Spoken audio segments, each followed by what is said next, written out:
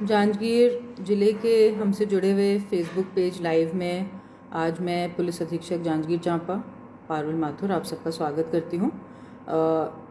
हमारे साथ जितने भी लोग जुड़े हुए हैं हमारे फेसबुक पेज से, वो लगातार पिछले लॉकडाउन के समय भी हम आपसे लगातार चर्चा करते आए हैं।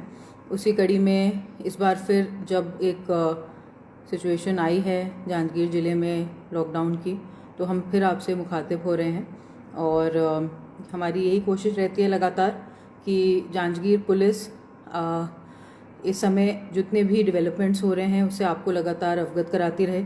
जो भी आपके सवाल हैं उनको हम यहाँ अच्छे से अच्छा उसका जवाब देने के लिए भी हम रेडी रहते हैं, और जितने भी जिला प्रशासन के, पुलिस के जितने भी नियम हैं, जितने अभी डेवलपमेंट्स हो रहे हैं उससे भी आपको अवगत कराते रहें। जैसा कि आपको पता है हमारे पूरे स्टेट में लगातार कोरोना के आंकड़े एक बहुत ही भयावह रूप लेते जा रहे हैं और लगातार केसेस के बढ़ने से स्थिति काफ़ी गंभीर हो गई है।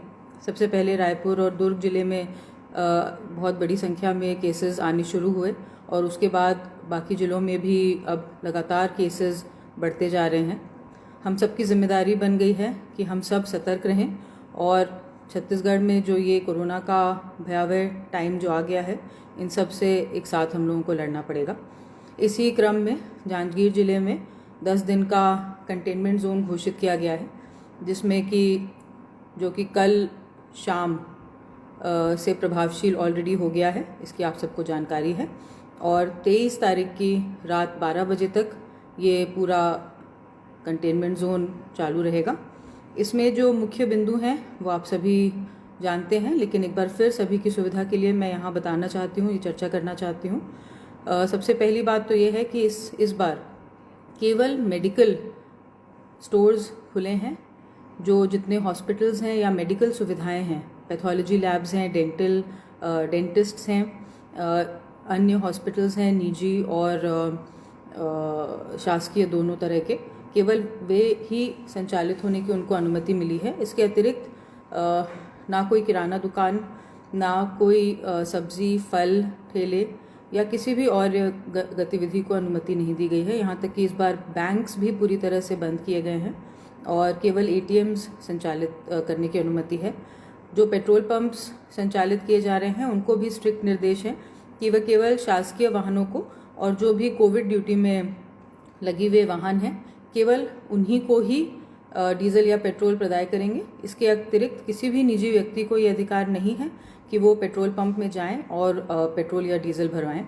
इसलिए आप सभी से अनुरोध है कि अगर कोई भी ऐसा उल्लंघन करते पाया गया तो वो पेट्रोल पंप को सील कर दिया जाएगा और साथ ही साथ जो भी निजी व्यक्ति वहाँ पाए जाएंगे उनके ऊपर भी सख्त से सख्त कार्रवाई की जाएगी। इसीलिए इस बात से सावधान रहें सभी लोग। अनावश्यक रूप से घूमने वाले, इसके अतिरिक्त कोई भी अगर लोग सड़कों पे पाए जाएंगे तो उनके विरुद्ध सख्त से सख्त कार्रवाई की जाएगी। इस पूरी अवधि में मैं ये भी सूचना देना चाहती हूँ कि जो कोविड वैक्सीनेशन है वो लगातार चालू रहेगा। समय समय पर अलग अलग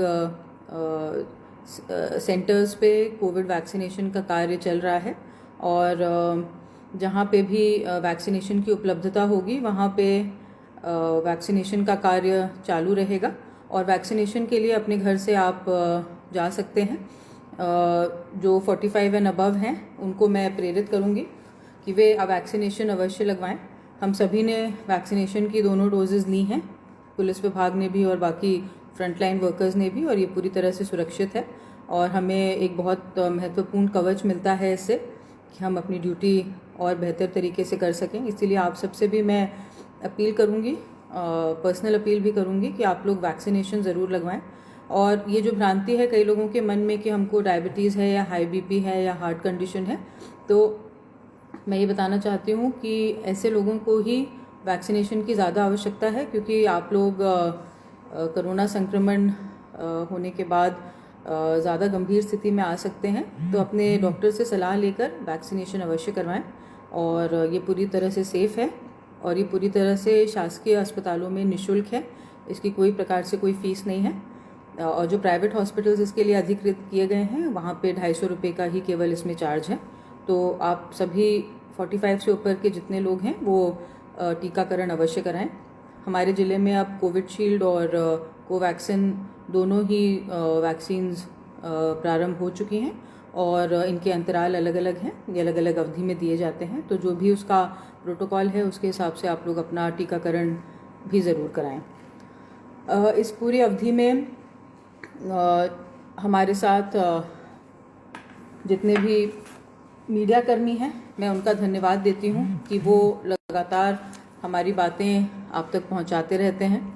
वो भी लगातार घूम कर जो परिस्थितियां हैं उनसे आपको अवगत कराते रहते हैं। तो मैं इस गंभीर परिस्थिति में अपने मीडिया कर्मी के सभी भाइयों का विशेष धन्यवाद देना चाहती हूं कि वो ऐसे प्रतिकूल समय में भी जिला प्रशासन और पुलिस के साथ हमेशा कंधे से कंधा मिलाकर चलते हैं और हमारी जितनी गतिविधियां होती हैं, जितने भी नए रूल्स का प्रकाशन होता है वो आप तक ज़रूर पहुंचाते हैं, जिससे कि सभी लोग उस बात से अवेयर हो सकें।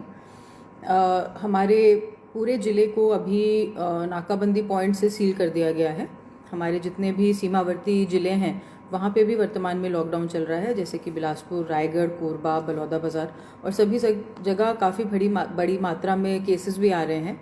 तो सभी ज़िलों ने अपना अपना कंटेनमेंट जोन घोषित किया है, इसलिए इन ज़िलों में भी आवाजाही पूरी तरह से प्रतिबंधित है। आप लोगों को यदि कोई इमरजेंसी है, हेल्थ इमरजेंसी है, तो आप लोग ई पास के लिए अप्लाई कर सकते हैं। ई पास पूर्ववत जैसे चालू था उसी प्रकार से अभी चालू है। आप अपने क्षेत्र के एसडीएम के माध्यम से भी ई पास प्राप्त कर सकते हैं और ज़िले में नोडल अधिकारी श्री सचिन भूतड़ा को बनाया गया है। मैं उनका नंबर यहाँ आपको बताना भी चाहती हूँ और इसके अतिरिक्त हम लोग यहाँ पे पोस्ट भी करेंगे इस नंबर को। सचिन भूतड़ा जो संयुक्त कलेक्टर हैं जांजगीर ज़िले में, उनका मोबाइल नंबर है 8878386050। ये ज़िले में ई पास के लिए नोडल अधिकारी हैं और ई पास संबंधित जो भी आपकी क्वेरीज़ हैं वो इनसे प्राप्त की जा सकती हैं। कोई भी हेल्थ इमरजेंसी होने पे आप ई पास लेके एक ज़िले से दूसरे ज़िले तक ज़रूर ट्रैवल कर सकते हैं। मैं आपको स्ट्रांगली सजेस्ट करूंगी कि आप ई पास के बिना अपने घरों से ना निकलें, क्योंकि केवल एक ही जगह नहीं है जहां चेकिंग हो रही है। अगर आपको यहाँ से रायपुर जाना है तो आपको जांजगीर में भी चेक पॉइंट मिलेगा, उसके बाद बिलासपुर में भी मिलेगा और रायपुर में भी कई जगह मिलेगा। तो आपको बिना ई पास के बहुत अधिक परेशानी का सामना झेलना पड़ सकता है। तो इसमें यही सल्यूशन है कि आप लोग ई पास लेकर ही अपने घरों से निकलें और अनावश्यक गाड़ी में भीड़ ना बढ़ाएं। अगर एक कोई पेशेंट है जिसको कोई समस्या है, उसके साथ एक ड्राइवर या एक अटेंडेंट साथ में जाएं, जिससे कि अनावश्यक कोई भी जो नियम कायदे कानून है उनका उल्लंघन ना हो।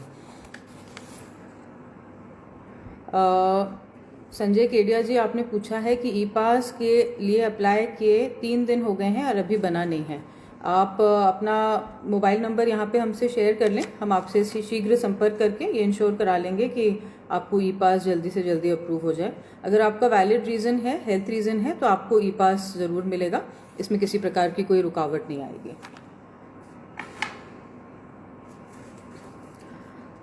धनंजय नामदेव पूछ रहे हैं कि केबल सेवा देने वालों को पास कैसे मिलेगा। वर्तमान में केबल के जितने भी कार्य हैं उनको एसेंशियल सर्विसेज में इंक्लूड नहीं किया गया है। तो अभी आपके किसी भी कर्मचारी को ई पास प्रोवाइड किया जाना संभव नहीं है। आपकी जो भी सेवाएं हैं वो आप लॉकडाउन पीरियड के बाद उसको कंप्लीट कर सकते हैं। योगेश सोनी जी पूछ रहे हैं कि पावर प्लांट के वर्कर को आने जाने की परमिशन दी जाए। सभी जितने भी हमारे ज़िले में और अन्य ज़िलों में भी जहाँ पे भी पावर प्लांट्स हैं उनको संचालित करने की पूरी अनुमति दी गई है, क्योंकि पावर प्लांट्स एक एसेंशियल सर्विस है। लेकिन उनको ये भी हिदायत दी गई है कि उनको अपने जितने भी अधिकारी कर्मचारियों की प्लांट चलाने के लिए आवश्यकता है वो उन सबको अपने ही परिसर में रखेंगे और वहीं पे उनके रहने खाने पीने की व्यवस्था करेंगे, जिससे कि अनावश्यक आवागमन की परिस्थिति ना बने। तो जितने भी प्लांट के वर्कर्स हैं वो अपने प्लांट में ही रहकर और लगातार वहीं से काम करेंगे। इस संबंध में कलेक्ट्रेट में परसों कलेक्टर साहब और मेरे द्वारा एक मीटिंग भी ली गई थी, जिसमें सभी प्लांट के प्रभारी अधिकारियों को बुलाया गया था और उन्हें ये समझाइश दी गई थी कि अपने वर्कर्स को वो प्लांट परिसर के अंदर ही रखेंगे, वहीं से अपने कार्य का संचालन करेंगे।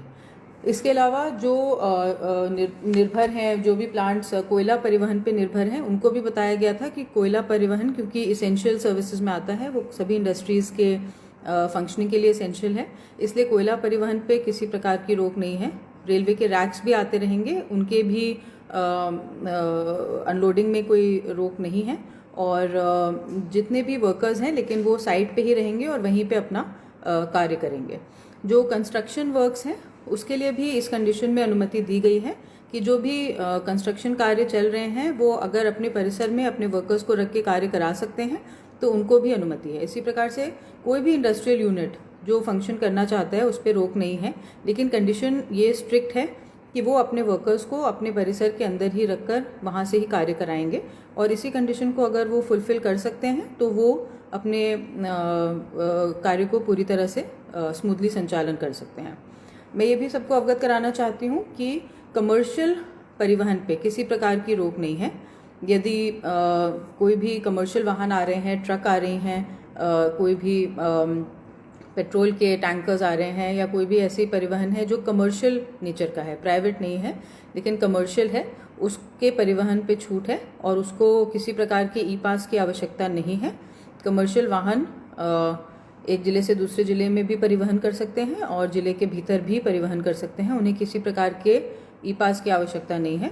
यदि आपको किसी भी पॉइंट पे कोई परेशानी हो रही है या कोई समस्या आ रही है तो आप हमारे कंट्रोल रूम में भी कॉल कर सकते हैं, और आप संबंधित थाना प्रभारी से या एसडीओपी से किसी को भी आप कॉल कर सकते हैं। मैं सभी के नंबर्स यहाँ पे आपसे शेयर भी करूँगी, और आप अवश्य हमारे नॉलेज में ये बात ले आएँ अगर कमर्शियल वाहन के परिवहन में किसी प्रकार की आपको समस्या हो रही है।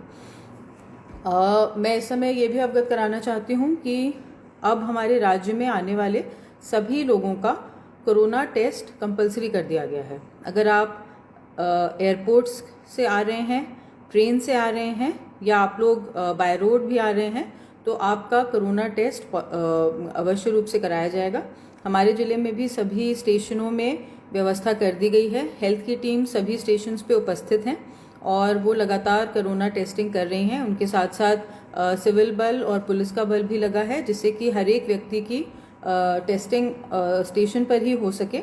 उसको टेस्ट किया जा रहा है, अगर वो पॉजिटिव पाया जा रहा है तो उसको अलग से क्वारंटाइन सेंटर में भेजा जाएगा, और अगर वो नेगेटिव पाया जाएगा तो उसको घर पहुंचाने तक की सेवा स्टेशन पर उपलब्ध कराई जा रही है।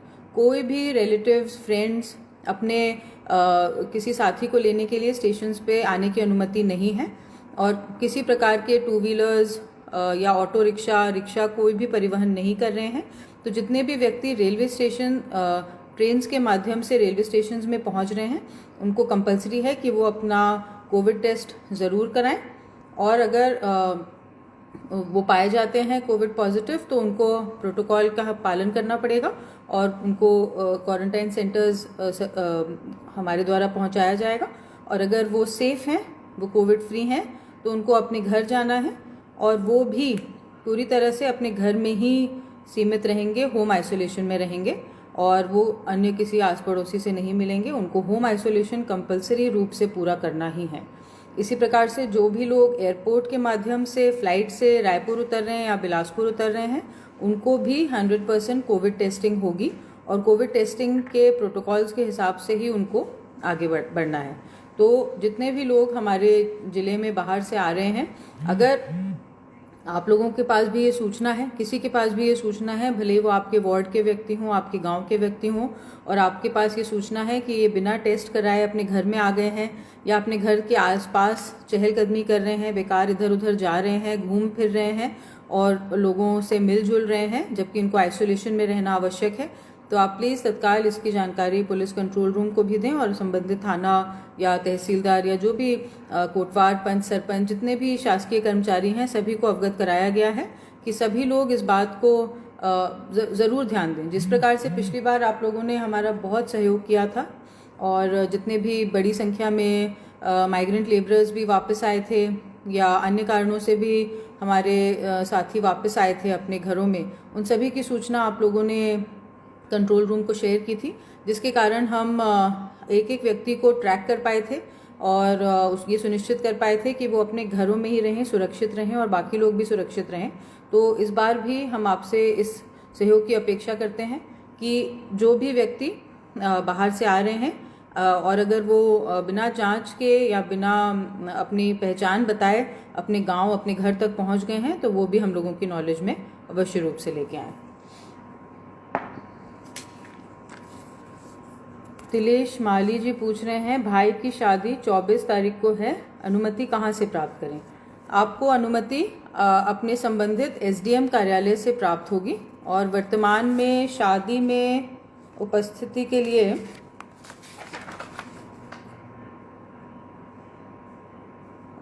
इसको केवल 20 लोगों तक ही अनुमति सीमित कर दी गई है। पूर्व में ये अनुमति 50 लोगों के लिए थी, लेकिन अब कोविड संक्रमण को देखते हुए अंत्येष्टि कार्यक्रमों में भी और शादी के कार्यक्रमों में भी टोटल अनुमति केवल 20 लोगों की गई है। और 20 से अधिक व्यक्ति अगर पाए गए और सचिव या किसी भी व्यक्ति द्वारा ये रिपोर्ट किया गया कि वहाँ पे भीड़ या जमावड़ा हो रहा है, तो आप सभी के विरुद्ध कार्रवाई की जाएगी।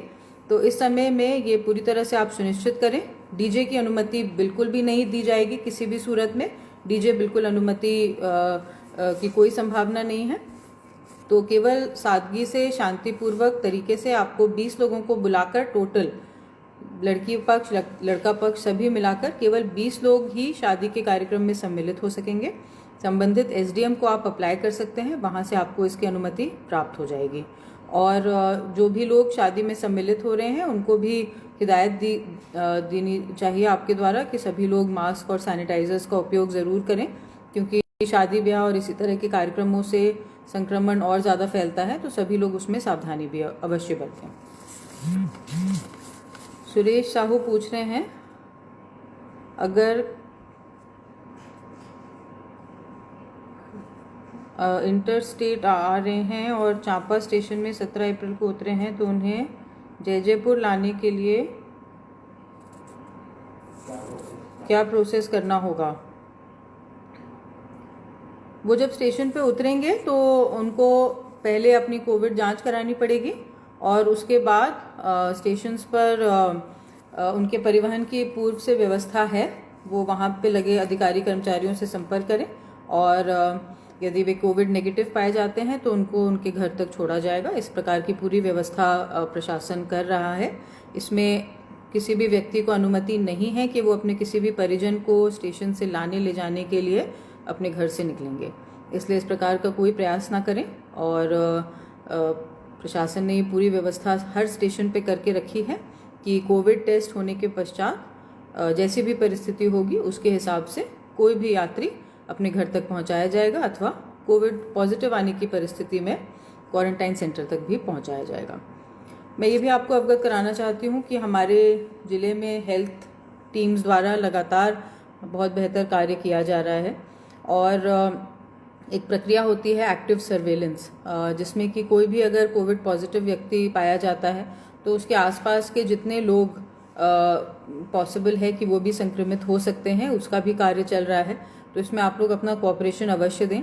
टेस्ट नहीं कराने से किसी का फ़ायदा नहीं है। जानकारी होना कोविड के बारे में, पॉजिटिव होने के बारे में हमेशा बेहतर है नहीं जानने से। ये मत सोचिए कि मैं तो जानूंगा ही नहीं तो मुझे पता ही नहीं चलेगा, तो मैं तो ऐसे ही निकल जाऊंगा, कोविड मुझे कुछ नहीं नुकसान करेगा। लेकिन ये जो नया वेरिएंट है ये इतना खतरनाक है कि इसमें बहुत जल्दी ऑक्सीजन लेवल लो हो रहा है। लोगों को एक समय में ऐसा लगता है कि कोई सिम्टम नहीं है, सब ठीक है, किसी प्रकार के कोई उपचार की आवश्यकता नहीं है और बहुत जल्दी स्थिति खराब हो रही है। इसलिए ये सोच आपको पूरी तरह से त्यागनी पड़ेगी कि मुझे तो हल्का बुखार है, एक क्रोसिन खा लेता हूँ, एक पैरासीटामोल खा लेता हूँ और कोविड टेस्ट नहीं कराएंगे। कोविड टेस्ट नहीं कराना आपकी जान के लिए खतरनाक साबित हो सकता है। अगर आप कोविड टेस्ट करा लेते हैं तो आपको सही समय पर जो एंटीबायोटिक्स हैं वो अवेलेबल हो जाएंगी और आप खुद भी बचेंगे और औरों को भी संक्रमित करने से आप बचेंगे।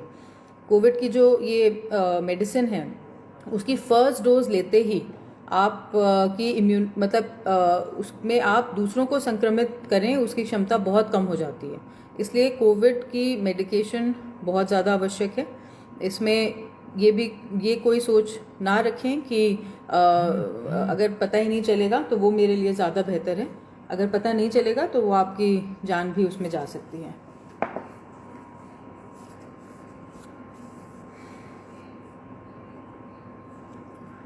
मनीष कठुरिया जी बता रहे हैं कि मारवाड़ी युवा मंच शक्ति के द्वारा ऑक्सीजन सिलेंडर निःशुल्क देते हैं, उनको भरवाने के लिए कोरबा भेजना पड़ता है, उसके लिए क्या करना पड़ेगा? ये ऑक्सीजन सप्लाई के लिए आप एसडीएम से अनुमति प्राप्त कर लें और आपका जो भी वाहन या जो भी उसके साथ जो भी संचालक जाएंगे वो कब जाएंगे, कैसे जाएंगे, उसके लिए आप लोग कोऑर्डिनेट कर लें। और ऑक्सीजन अभी एक एसेंशियल सर्विस है, इसके लिए किसी प्रकार की कोई रोक नहीं है, बल्कि जितने ज़्यादा ऑक्सीजन सिलेंडर्स हमें उपलब्ध होंगे उतना ही कोविड में लड़ने में हमें फ़ायदा होगा। तो आप केवल एसडीएम से एक अनुमति प्राप्त कर लें या उनको एक जानकारी दे दें कि हमारी ये वाहन क्रमांक इस डेट को, इस तारीख को जाएगी और आपको उसकी अनुमति मिल जाएगी। शेष नारायण दुबे पूछ रहे हैं कोविड हेल्पलाइन नंबर जारी किया जाए ताकि कोविड मरीजों को असुविधा ना हो। मैं आपको यहाँ पे एक जिला स्तरीय कंट्रोल रूम का नंबर नोट कराना चाहती हूँ। ये नंबर आप नोट कर सकते हैं 07817222123। ये नंबर 24 घंटे चालू है। मैं एक बार फिर से रिपीट करती हूँ 07817222123। इसमें कोविड संबंधी कोई भी समस्या आने पर पेशेंट्स या उनके रिलेटिव्स या अन्य कोई भी नागरिक संपर्क कर सकते हैं और आप अपनी बात इसमें रख सकते हैं। इसके अलावा भी कुछ और नंबर्स हैं जो मैं आपसे शेयर करूंगी। इसके अतिरिक्त जो भी हेल्थ के हेल्पलाइन नंबर्स हैं वो भी सक्रिय हैं, वो भी मैं आपसे यहाँ पे शेयर करूंगी। सोनू यादव बोल रहे हैं गली जाने का रास्ता खोद दिए हैं, किसी को इमरजेंसी में एम्बुलेंस में ले जाना पड़े तो असुविधा होगी। देखिए, हर जो वार्ड है या मोहल्ला है उसमें एक रास्ता अवश्य रूप से छोड़ा गया है कि इमरजेंसी के टाइम में कोई भी व्हीकल आना जाना कर सके। तो आपके हो सकता है, संभावित है कि एक तरफ का रास्ता खोद दिया हो लेकिन दूसरी तरफ का रास्ता अवश्य चालू रहेगा। लेकिन अगर ऐसी सिचुएशन है कि आपके यहाँ दोनों तरफ के रास्ते खोद दिए गए हैं बाय मिस्टेक, तो आप प्लीज़ अपनी यहाँ पे डिटेल्स शेयर कर लें, अपने थाना प्रभारी को भी बता दें अथवा 112 को भी बताएं, जिससे कि हम ये सुनिश्चित कर सकें कि आप तक पहुँच पाना संभव है कि नहीं। दीप पाटले बोल रहे हैं कि अकलतरा वार्ड नंबर 15 में बहुत अधिक मात्रा में कच्ची शराब की बिक्री होती है, इसे नियंत्रण करने की कृपा करें। ओके, थैंक यू दीप। मैं इस सूचना पे इमीडिएटली कार्रवाई कराऊंगी और आपने ये सूचना दी, इसके लिए बहुत बहुत धन्यवाद। दीपक साहू बोल रहे हैं मेरे भाई का 16 को ट्रेन है चांपा से, उसके लिए पास लगेगा कि टिकट से चल जाएगा? अगर आपके पास ट्रेन का वैलिड टिकट है तो आपके लिए वही पास है, आपको किसी प्रकार के पास की आवश्यकता नहीं है। परंतु ये नहीं होना चाहिए कि एक व्यक्ति को छोड़ने के लिए 5 लोग उसके साथ और आ रहे हैं, क्योंकि आपको वापस जाने में फिर समस्या होगी। तो जिसको ट्रैवल करना है उसके साथ मैक्सिमम एक ड्राइवर आए, अपना टिकट शो करें और उससे आप जा सकते हैं, आपको ई पास की आवश्यकता नहीं है। और वापस आते हुए उस टिकट की एक फ़ोटो अपने पास रख लें, जिससे कि आप वापसी में भी बता सकें कि आप किसी को स्टेशन छोड़ने गए थे। उनको किसी और प्रकार के ई पास की आवश्यकता नहीं है। अगर आपको फ़्लाइट भी कैच करनी है रायपुर से या बिलासपुर से, तो भी आपको ई पास अप्लाई करने की आवश्यकता नहीं है। आपका जो टिकट है वही आपका ई पास के रूप में काम करेगा। लेकिन इसमें भी सेम रूल है, अनावश्यक भीड़ बढ़ा के ये नहीं कि एक व्यक्ति के पास टिकट है और 5 लोग उसके साथ अन्य जा रहे हैं, तो आपको समस्या डेफिनेटली होगी। लेकिन अगर एक व्यक्ति जा रहा है, उसका टिकट, उसकी फ़्लाइट है, उसके पास उसका टिकट है, तो वो उसको शो कर सकते हैं। प्रदीप कुमार सिंह बोल रहे हैं मुझे ई पास की समस्या है, सिम्स बिलासपुर में मेरा भाई एडमिट है। आप ई पास के लिए अप्लाई कर दीजिए, आपको ई पास अवश्य मिल जाएगा। और यदि आपके पास उसके भर्ती होने संबंधी कोई पर्चे हैं तो उसको भी आप वहाँ पे अपलोड कर सकते हैं।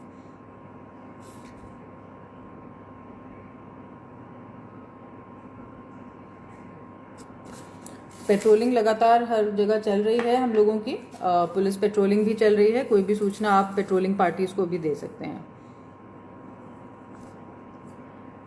श्रीधर सिंह बोल रहे हैं कि गेहूं कटाई के लिए हार्वेस्टर की अनुमति चाहिए, वर्तमान में कृषि के सभी कार्यों पे प्रतिबंध लगा है। अभी कृषि कार्यों को लॉकडाउन की अवधि में करने की अनुमति नहीं है, तो इस समय हार्वेस्टर की अनुमति दिया जाना संभव नहीं है। जैसे ही लॉकडाउन ख़त्म होगा तब आप ये कार्य कर सकते हैं। आप हार्वेस्टर को इस अवधि में बुलवाना चाहते हैं तो वो आके खड़ा रह सकता है, लेकिन किसी प्रकार की कृषि कार्य की कोई अनुमति नहीं है। कुरियर फैसिलिटी चालू रहेगी कि नहीं? अश्विनी चंद्रा जी, कुरियर फैसिलिटी अभी चालू नहीं है। जो ई कॉमर्स कंपनीज़ हैं उन्होंने अप्लाई किया है और अभी ये विचाराधीन है कि क्या उनको अनुमति दी जाए कि नहीं, मगर वर्तमान में कोई भी कुरियर कंपनी को संचालन की अनुमति नहीं दी गई है, इसलिए वर्तमान में कुरियर फैसिलिटी कोई भी चालू नहीं रहेगी। अगर इसमें कोई परिवर्तन होता है तो आपको सूचित किया जाएगा।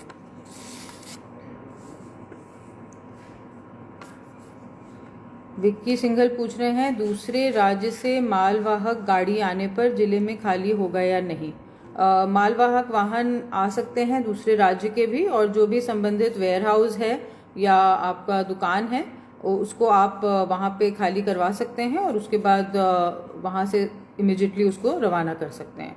मालवाहक वाहनों पे या किसी प्रकार के कमर्शियल आवागमन पे कोई रोक नहीं है, इसको आप सुनिश्चित कर सकते हैं, परंतु वहाँ पे किसी भी प्रकार की पब्लिक को बुला के कोई बिक्री या कोई भी भीड़ भाड़ इकट्ठा ना करें। जो भी मालवाहक है आपके वेयर हाउस तक है और वहाँ पे उसकी अनलोडिंग करा सकते हैं। कई सारे सवाल हैं आप लोगों के और कई सारे सुझाव भी हैं, उनको हम लगातार देखते जा रहे हैं। आपसे कोई ना कोई पुलिस विभाग का अधिकारी, हमारा प्रयास रहेगा कि रोज़ ही जुड़ेगा। सब लोग कई तरह की ड्यूटी में लगे हैं, लेकिन हम समझते हैं कि आप लोग अपने घर में हैं और इस समय एक बहुत कठिन समय है। ये भी हम लोग पूरी तरह से इस बात के लिए सजग हैं। ये कोई आसान समय नहीं है, किसी के लिए भी, हम लोगों के लिए भी नहीं है, और इसको मिलकर ही काटना आवश्यक होगा। तो हम लोगों ने एक शेड्यूल बनाया है जिसके हिसाब से अगले 23 तारीख तक जितने भी हमारे पुलिस विभाग के अलग अलग अधिकारी हैं वो आपसे बातचीत करते रहेंगे, जिससे कि आपकी कोई भी क्वेरीज़ हैं वो लगातार सॉल्व होती रहें।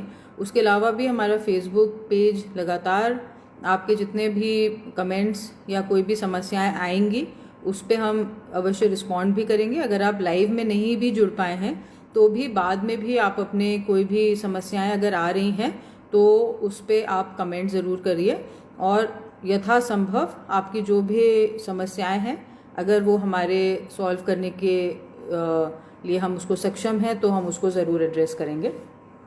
कुछ और सवाल हैं। मेडिसिन लाने के लिए लोकल में ई पास लगेगा क्या? नहीं, दवाई दुकानें खुली हैं। अगर आपके पास दवाई की पर्ची है तो आप अपने घर से दवाई दुकान तक जा सकते हैं, उसके लिए ई पास की आवश्यकता नहीं है।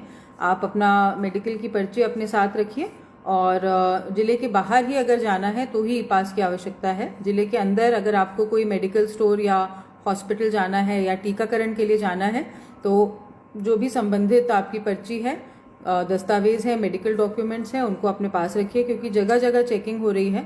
हम नहीं चाहते हैं कि आपको असुविधा हो, लेकिन फालतू में तफरी करते हुए लोगों को हम बख्शेंगे भी नहीं। इसलिए आपसे ये अनुरोध है कि अगर आपको मेडिकल स्टोर जाना है तो आपकी जो भी मेडिकल पर्ची है या आपको जो भी डॉक्टर ने सलाह दी है, कोई भी मेडिकल डॉक्यूमेंट्स हैं, वो अपने साथ अवश्य रखें। देवेंद्र बरेट पूछ रहे हैं कि इंटर डिस्ट्रिक्ट रेलवे ट्रैवल के लिए क्या करना पड़ेगा? जो भी ट्रेन्स वर्तमान में चालू हैं उसमें आप सफ़र कर सकते हैं, उसके लिए किसी प्रकार की कोई रोक नहीं है। लेकिन अगर आप छत्तीसगढ़ के बाहर जाएंगे तो आपका वहाँ से वापसी आने पे आपका कोविड टेस्ट हो रहा है, लेकिन अगर आपको यहाँ से रायपुर जाना है तो आप उसमें टिकट लेके आप सफ़र कर सकते हैं। आपको अगर जांजगीर से बिलासपुर जाना है या रायगढ़ जाना है, कोरबा जाना है, जहाँ पे भी जाना है तो आप एक वैलिड टिकट खरीद के आप ट्रेनों में सफ़र कर सकते हैं। ट्रेन में सफ़र करने पर किसी प्रकार का कोई प्रतिबंध नहीं है। सत्यम देवांगन पूछ रहे हैं, कोरोना पाए जाने पर कितने मीटर तक का कंटेनमेंट जोन रखा गया, इसका पालन किस प्रकार हो रहा है? वर्तमान में पूरे ज़िले को ही कंटेनमेंट जोन घोषित कर दिया गया है, क्योंकि पूरे ज़िले में एक बहुत बड़ी संख्या में कोविड पेशेंट्स आ रहे थे। इसलिए कंटेनमेंट जोन पूरे ज़िले को घोषित किया गया है। इसके अलावा जब कोई भी क्लस्टर डेवलप होता है केसेस का, तभी कंटेनमेंट जोन घोषित किया जाता है। ये नॉर्मली या तो एक पूरा वार्ड होता है, या अगर छोटा गांव है तो वो पूरा गांव भी कंटेनमेंट जोन हो सकता है। अगर वो कोई शहरी क्षेत्र है जहाँ पे किसी एक पर्टिकुलर वार्ड के कोई एक पर्टिकुलर एरिया में संक्रमण ज़्यादा पाया जा रहा है तो केवल उसको भी कंटेनमेंट जोन घोषित किया जा सकता है।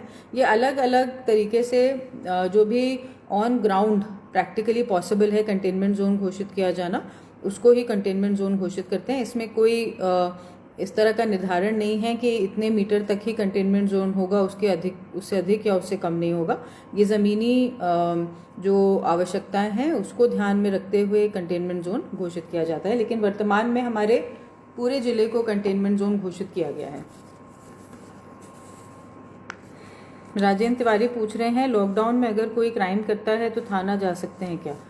थाने खुले हैं और अगर कोई गंभीर अपराध हुआ है तो आप आवश्यक रूप से थाने जा सकते हैं। लेकिन बेहतर ये होगा कि पहले 112 को कॉल करके आप अपने घर पे बुला लें, और 112 जब पहुंच जाए तो वहां पे एक प्रारंभिक जानकारी दे दें, और 112 के साथ ही आपको थाने ले जाया जाएगा, जिससे कि आपको आवागमन में किसी प्रकार की कोई समस्या ना हो, और 112 के माध्यम से आपके घर तक त्वरित रूप से मदद भी पहुंच जाएगी। तो थाने खुले हैं, थाने बंद नहीं हैं, लेकिन क्योंकि थाने का हर अधिकारी कर्मचारी वर्तमान में कोविड ड्यूटी में लगा है, सड़कों पे है, तो ये संभावना है कि आपको कुछ थाने में कम अधिकारी मिलें या टीआई नहीं मिलें। तो आप बेहतर ये होगा कि पहले 112 को कॉल कर लें, और उसमें जैसी भी परिस्थिति होगी वहाँ से वो सीनियर अधिकारियों को अवगत करा देंगे, और फिर उसके बाद एफआईआर भी होगी। एफआईआर पे या किसी भी प्रकार की कोई रोक नहीं है, हमारी कार्रवाइयाँ चल रही हैं। लेकिन जैसा कि आप सब समझ सकते हैं, इस समय सभी की प्रायोरिटी कोविड है, कोरोना को रोकना है, और पूरी पुलिस का पूरा बल भी अपनी हर एक ड्यूटी जो है वो कोरोना के लिए अभी कर रहे हैं। मोती पटेल पूछ रहे हैं, मेरे घर में 2 लोगों को बुखार होना, छोटे बच्चे हैं, कोरोना टेस्ट कराने के लिए क्या करना पड़ेगा? जितने भी आपके शासकीय अस्पताल हैं वहाँ पे कोरोना टेस्ट चल रहा है, लगातार चल रहा है।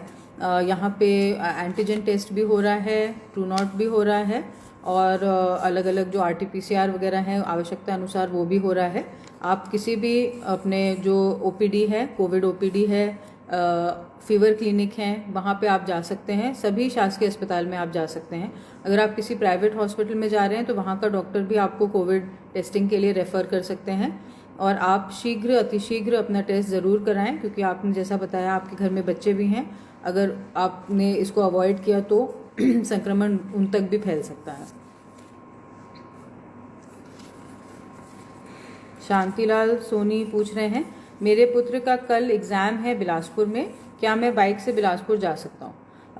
अगर आपके पुत्र का एग्ज़ाम है और उसके पास उसका एडमिट कार्ड आ गया है या फ़ोन पर एडमिट कार्ड उपलब्ध है, तो उस एडमिट कार्ड को आप अपना, वही आपके लिए ई-पास है, आपको किसी और ई-पास की आवश्यकता नहीं है। आप लोग बाइक से जा सकते हैं, और अपने उस एडमिट कार्ड को ज़रूर अपने साथ रखिए। जो भी परीक्षा देने के लिए जा रहे हैं उसका एडमिट कार्ड आपके पास होना चाहिए। आप उस एडमिट कार्ड को लीजिए और बाइक पे अपने बेटे को लेके जाइए और साथ में लेके आइए, इसमें किसी प्रकार की कोई रोक नहीं है। देवेश कंवर पूछ रहे हैं कि सब्जी और राशन के लिए क्या करें? देवेश, ये मैं समझ सकती हूँ कि कठिन समय है, और सभी सब्जी और फल के ठेले, सभी दुकानें राशन की सब बंद हो चुकी हैं। इसके लिए वर्तमान में कोई विकल्प नहीं है। इसीलिए लॉकडाउन की घोषणा करने के पहले 3 दिन का समय दिया गया था कि आप जो भी ज़रूरी सामान है वो खरीद कर रख सकें। लेकिन आई एम सॉरी टू से कि वर्तमान में राशन या सब्ज़ी के लिए कोई व्यवस्था नहीं है। अगर एक ऐसी परिस्थिति आएगी कि कुछ करना संभव हो तो हम लोग उस पर चर्चा ज़रूर करेंगे कि कोई अगर विकल्प निकाला जा सके घर पहुंच सेवा का या इस प्रकार का, उस पर हम लोग ज़रूर सोचेंगे कि क्या संभव है। लेकिन वर्तमान में इस प्रकार की कोई सुविधा उपलब्ध नहीं है, तो इसके लिए अभी कोई विकल्प हमारे पास उपलब्ध नहीं है। वैभव शुक्ला पूछ रहे हैं, जांजगीर से रायगढ़ ट्रेन से जाने में किसी प्रकार के पास की आवश्यकता है कि नहीं? इसमें अभी आपको कोई पास नहीं लगेगा। आप ई टिकट ले सकते हैं, या रेलवे स्टेशन पे जो काउंटर हैं वहाँ से भी आप टिकट खरीद सकते हैं और उसके बाद आप ट्रेन यात्रा कर सकते हैं। मेरी सलाह ये होगी कि आप ई टिकट लेके जाएं, क्योंकि अगर आपके पास ई टिकट होगा तो आप स्टेशन तक पहुंचने के लिए भी आराम से जा सकते हैं और आपको उसमें भी कोई समस्या नहीं आएगी।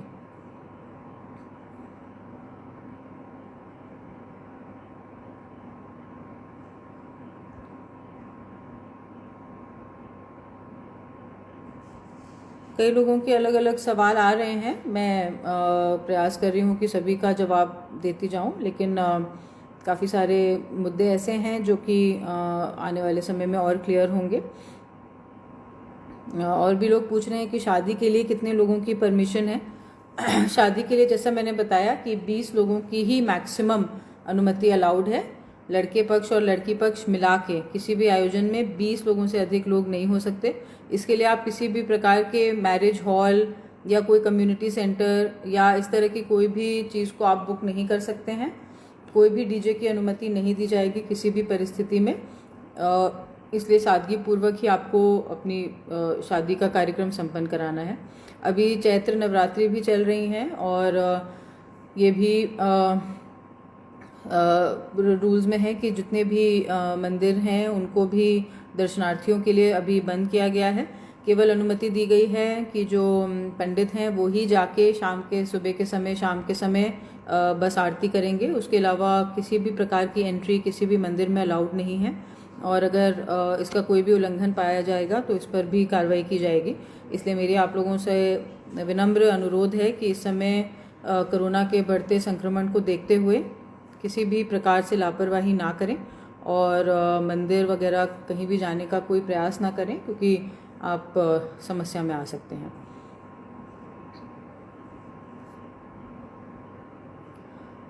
शाम भुजपाल पूछ रहे हैं कि बस सेवा चालू है क्या। अभी जहाँ जितने ज़िलों में लॉकडाउन लगा हुआ है वहाँ किसी प्रकार की बस सेवा या कोई भी पब्लिक ट्रांसपोर्ट चालू नहीं है।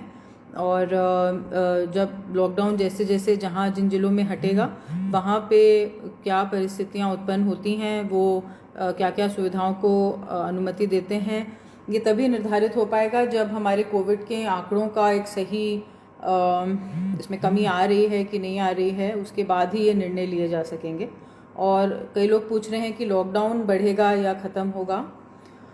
देखिए, ये सवाल का जवाब देना बिल्कुल संभव नहीं है, क्योंकि जिस प्रकार से हमने देखा कि दुर्ग जिले ने जो पहले पूर्व में लॉकडाउन घोषित किया था उसके बाद 6 दिन की अवधि और बढ़ाई है उन्होंने, क्योंकि अभी भी जिस प्रकार का कंट्रोल रिक्वायर्ड था नंबर्स में वो अभी भी नहीं आ पा रहा है। और जैसा कि आप लोग के कई रिलेटिव्स और कई लोगों के माध्यम से जान रहे होंगे, हॉस्पिटल बेड्स की कमी होने लगी है और हेल्थ व्यवस्था जो है हमारी उसको हमें सपोर्ट करना बहुत आवश्यक है। तो हॉस्पिटल बेड्स की अगर इसी प्रकार से कमी रही, ऑक्सीजनेटेड बेड्स की कमी रही, तो लॉकडाउन की अवधि को बढ़ाना या उसको भी और आगे बढ़ाना संभव हो सकता है। अभी जांजगीर ज़िले में हमारे पास पर्याप्त संख्या में बेड्स हैं, ऑक्सीजनेटेड बेड्स भी उपलब्ध हैं, क्वारंटाइन सेंटर्स भी उपलब्ध हैं। किसी प्रकार की कोई ऐसी स्थिति नहीं है जो कि नियंत्रण के बाहर हो। लेकिन इस समय लॉकडाउन लगाने का कारण यही है कि हम ऐसी स्थिति आने ना दें कि हमारे पास बेड्स उपलब्ध ना हो, ऑक्सीजन उपलब्ध ना हो, नहीं तो एक स्थिति बहुत जल्दी बहुत ख़राब हो सकती है सभी के लिए। कुछ और सवाल आए हैं। भोला कश्यप पूछ रहे हैं, मैं जैसे एक्वाकल्चर से मछली पालन करता हूँ, मुझे मछली दाना लेने जाना है, क्या करूँ। देखिए, जितने भी पशु संबंधी चारा या मछली के चारे की दुकानें हैं उनको सुबह 5 बजे से 7 बजे तक खोलने की अनुमति दी गई है।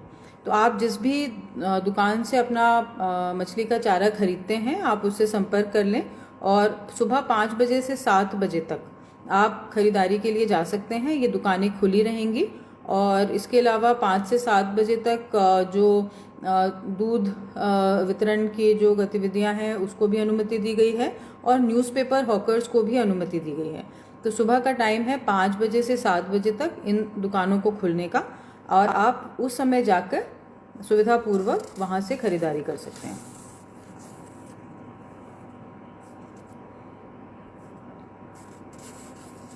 कुछ लोग शिकायत कर रहे हैं कि ब्लैक मार्केटिंग बढ़ गई है, कृपया इस पर कार्रवाई करें।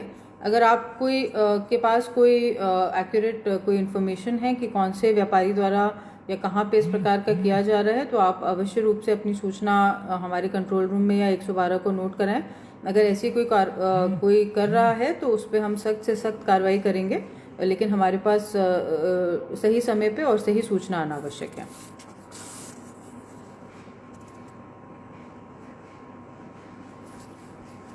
सीबीएसई की परीक्षा रद्द कर दी गई है, ऐसे में बच्चों को रायपुर से वापस लाने में चेक पोस्ट में रोका जा रहा है।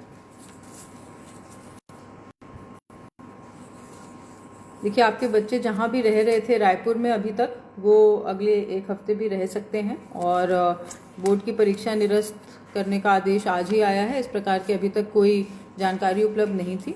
आप ई पास अप्लाई करें, और ई पास मिलने के बाद आप अपने बच्चों को लेकर आ सकते हैं। लेकिन जब तक ई पास नहीं मिलेगा, तो अगर हमने यहाँ से आपको जाने की अनुमति दे भी दी, तो आपको बिलासपुर चेक पोस्ट भी पार करना है और रायपुर चेक पोस्ट भी पार करना है, तो आपको खाली पाँव लौटना पड़ेगा, खाली हाथ लौटना पड़ेगा। इसलिए बेहतर है कि आप अपने बच्चों को अगर लेने जाना चाहते हैं तो आप ई पास के लिए अप्लाई कर दें, और आपको ई पास मिल जाएगा। उसके बाद जाके आप सुविधापूर्वक अपने बच्चों को ला सकते हैं।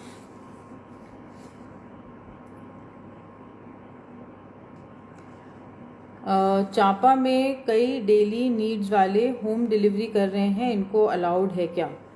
होम डिलीवरी की कोई अनुमति नहीं दी गई है, और अगर इस प्रकार का कोई कार्य कर रहा है तो ये अभी इलीगल है और इस पर रोक लगाई जाएगी। अगर आपके पास निश्चित जानकारी है कि कौन लोग इस प्रकार से कर रहे हैं गतिविधि, तो कृपया हमारी नॉलेज में लाएं। हम लोग इस पर जो भी रिक्वायर्ड कार्रवाई है वो ज़रूर करेंगे।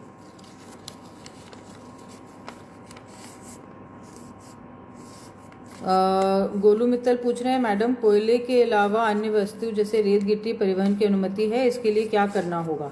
इसके लिए आपको कुछ भी नहीं करना होगा। आपकी जो भी गाड़ियां हैं, आप उनको जहां भी वो जाना चाहते हैं उनको आप भेज सकते हैं। इसमें किसी प्रकार की रेत गिट्टी वगैरह परिवहन पे कोई रोक नहीं है।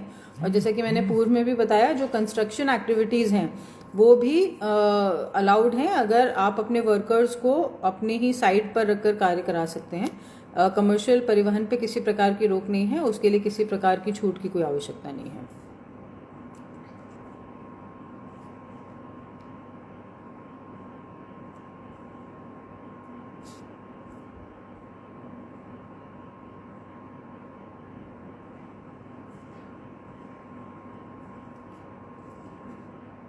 एक 112 को कॉल किया था। कुछ लोगों की कुछ शिकायत है 112 के संबंध में, मैं इसको संज्ञान में लेती हूँ, और जो भी आपकी समस्या है मैं उस पर कार्रवाई करूँगी। जैसा कि आप लोग सभी जानते हैं कि 23 तारीख की रात तक ये लॉकडाउन लगाया गया है, और ये काफ़ी सख्त लॉकडाउन है। बेसिकली ये कंटेनमेंट जोन पूरे ज़िले को बनाया गया है। भारत सरकार में अब लॉकडाउन जैसा कोई कॉन्सेप्ट नहीं रहा है। आवश्यकता अनुसार जिला प्रशासन को कंटेनमेंट जोन घोषित करने के लिए अधिकृत किया गया है, और क्योंकि जांजगीर ज़िले में लगातार केसेस की बढ़ोतरी हो रही है, इसीलिए कंटेनमेंट जोन पूरे ज़िले को हमने घोषित किया है। इसमें ज़िले की सभी सीमाओं को बंद किया गया है, और इंटर डिस्ट्रिक्ट और विद इन द डिस्ट्रिक्ट भी मूवमेंट पर कई प्रकार के रोक लगाए गए हैं। और इसमें हमारे जगह जगह पर नाकाबंदी पॉइंट्स चल रहे हैं, पेट्रोलिंग पार्टीज चल रही हैं, जिसमें कि पुलिस के अलावा जो और भी वॉलंटियर्स हैं, सिविल विभाग के लोग हैं, वो सभी कंधे से कंधा मिलाकर ड्यूटी कर रहे हैं। ऐसे समय में मुझे कई लोगों ने ये भी बोला है कि वो कुछ सहयोग करना चाहते हैं, कुछ कार्य करना चाहते हैं, वॉलंटियर कार्य करना चाहते हैं। मैं आपका स्वागत करती हूँ। अगर आपके कोई भी ऐसे कोई आप वॉलंटियर करना चाहते हैं, स्वयं हमारे साथ ड्यूटी करना चाहते हैं, तो भी आप अपनी डिटेल्स दे सकते हैं। अगर आप कोई सामान वितरण कराना चाहते हैं, कोई लोग खाना खिलाना चाहते हैं, तो आपको आवश्यकता के हिसाब से हम लोग ज़रूर उपयोग करेंगे। तो आप अपनी डिटेल ज़रूर हमको प्रोवाइड करें, जिससे कि आवश्यकता पड़ने पर हम आपसे संपर्क कर सकें और आपकी मदद भी ले सकें।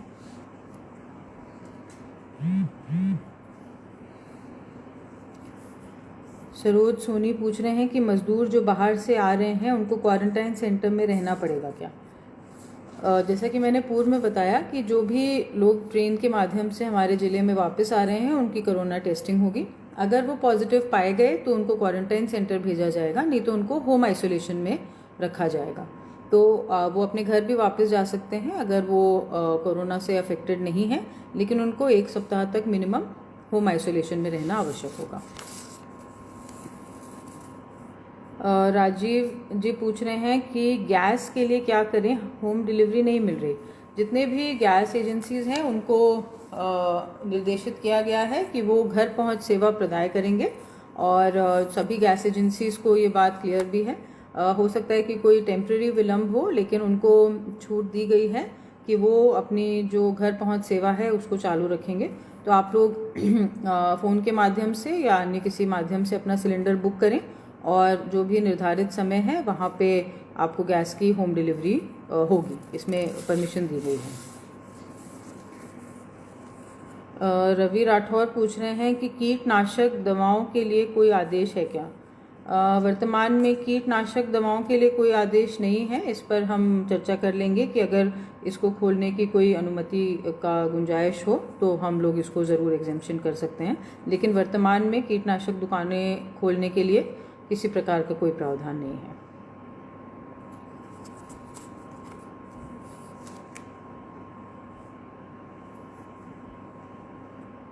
आप सभी लोग लगातार हमसे जुड़ रहे हैं। मैं उम्मीद करूंगी कि पुलिस विभाग इस मुश्किल समय में आप लोगों की जितनी समस्याएं हैं उसको सुलझाने में आपकी मदद कर सके।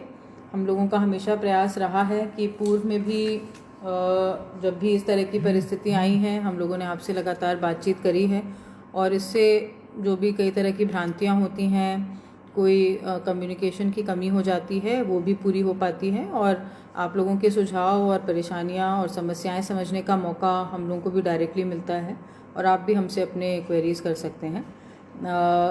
पूरे हफ्ते लगातार कोई ना कोई वरिष्ठ अधिकारी आपसे बात करते रहेंगे। हमारा फेसबुक पेज लगातार लाइव भी रहेगा।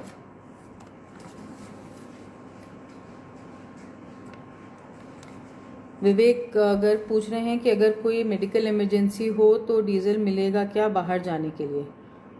विवेक, आप अपना ई पास अगर अप्लाई कर देते हैं और उसके बाद अगर आपकी कोई मेडिकल इमरजेंसी है और आपको पेट्रोल का रिक्वायरमेंट है तो वो आप वहाँ पे पेट्रोल पंप में दिखा सकते हैं, और उसके बाद आपको डीजल ज़रूर मिलेगा। किसी भी मेडिकल इमरजेंसी में प्रशासन आपके साथ है, और कोई भी ऐसी समस्या ना खड़ी हो सके कि कोई विपरीत परिस्थिति बन सके तो आप अपना ई पास और अपने जो भी मेडिकल डॉक्यूमेंट्स हैं वो पेट्रोल पंप संचालक को अवश्य दिखाएं, और उसके बाद आप डीजल या पेट्रोल प्राप्त कर सकते हैं।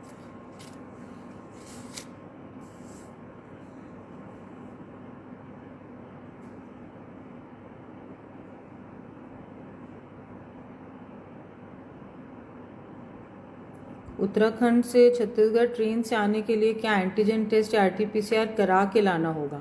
नहीं, करा के लाने की अभी कोई आवश्यकता नहीं है आपको, लेकिन यहाँ पे आके टेस्ट मैंडेटरी है। तो अगर आप एक कोविड नेगेटिव रिपोर्ट 3 दिन का ला सकते हैं तो वेल एंड गुड, लेकिन वो कोई रिक्वायरमेंट नहीं है, क्योंकि हमने यहाँ पे सुविधा दी हुई है टेस्टिंग की। इसलिए अगर आपके पास कोविड नेगेटिव रिपोर्ट नहीं भी है तो भी आप ट्रेन में ट्रैवल कर सकते हैं, और यहाँ पहुँचकर जो भी स्टेशन पे आप उतरेंगे वहाँ पे आपका कोविड टेस्टिंग होगी, और वहीं पे आप की जांच कंप्लीट कराई जाएगी।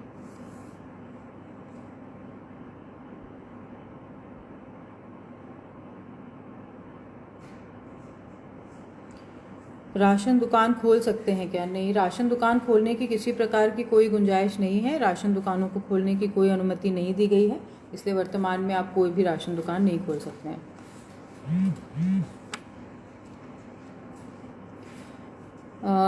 श्रीकांत जैन लिख रहे हैं कि जैन समाज युवा साथी पशुओं को चारा व्यवस्था करने में अपना सहयोग देना चाहते हैं, क्या करें? इसमें आपके पास जो भी आपके वॉलंटियर्स हैं, मैं चाहूँगी कि आप अपनी लिस्ट अपने संबंधित SDM को दे दें, और जहाँ पे भी आवश्यकता होगी उसके हिसाब से आपसे संपर्क कर लिया जाएगा कि आपके पास जहाँ जहाँ पे भी आप व्यवस्था करना चाहते हैं उसके हिसाब से आपसे संपर्क ज़रूर किया जाएगा। आपके सहयोग के लिए धन्यवाद।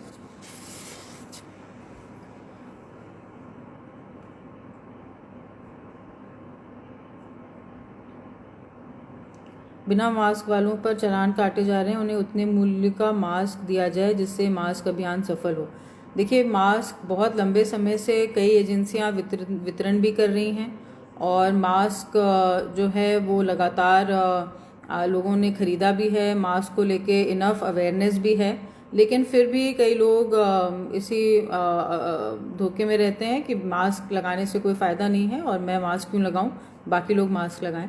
तो अब ये स्थिति आ गई है कि मास्क वितरण वगैरह जैसी जो चीज़ें हैं वो इनफ कंप्लीट हो चुकी हैं। अब तो केवल एक्शन रिक्वायर्ड है, क्योंकि अब इनफ अवेयरनेस, सभी को पता है कि मास्क लगाना है, सभी को पता है हाथ धोने हैं, सैनिटाइज़र उपयोग करना है। ऐसा कोई व्यक्ति आज है नहीं जिसको पता नहीं है कि कोरोना के लिए मुझे कैसे सावधान होना है। इसकी इनफ अवेयरनेस हो चुकी है। पिछले 1 साल से हम लोग इस महामारी से जूझ रहे हैं और कोरोना के लिए अवेयरनेस की अब किसी को कोई कमी नहीं है।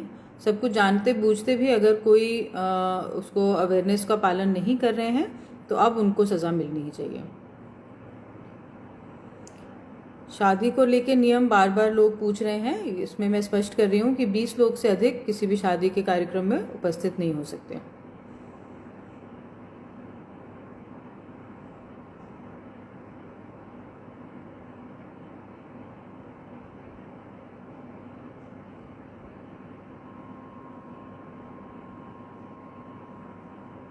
शराब बेचने वालों पर, महुआ बेचने वालों पर कार्रवाई की लोग बात कर रहे हैं। महुआ डेफिनेटली इस समय में महुआ प्रॉब्लम है हमारे लिए, क्योंकि जैसे ही शराब की दुकानें बंद हुई हैं तो महुआ की बिक्री बढ़ जाती है। इसमें कोई भी स्पेसिफिक इनपुट हो तो वो आप ज़रूर प्रोवाइड करें और उस पर मैं रेड की कार्रवाई अवश्य कराऊंगी।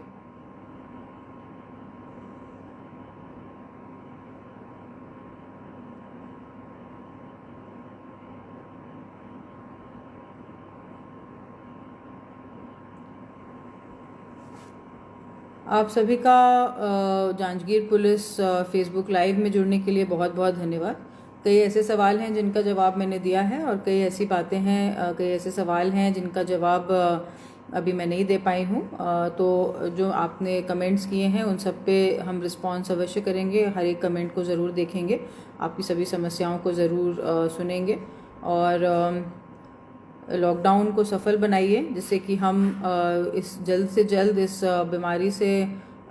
बीमारी को अपना लड़ाई को जीत सकें और सफल हो सकें और दूसरी तरफ आगे बढ़ सकें।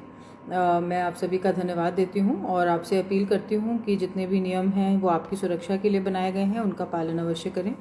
अंत में मैं दोबारा अपील करती हूँ कि जो भी 45 से अबव 45 वर्ष से अबव की आयु के लोग हैं वो अपना टीकाकरण अवश्य कराएं। टीकाकरण निःशुल्क है और सभी स्वास्थ्य केंद्रों में उपलब्ध है। आप लोग टीकाकरण के लिए अवश्य जाएं, ये पूरी तरह से सेफ है।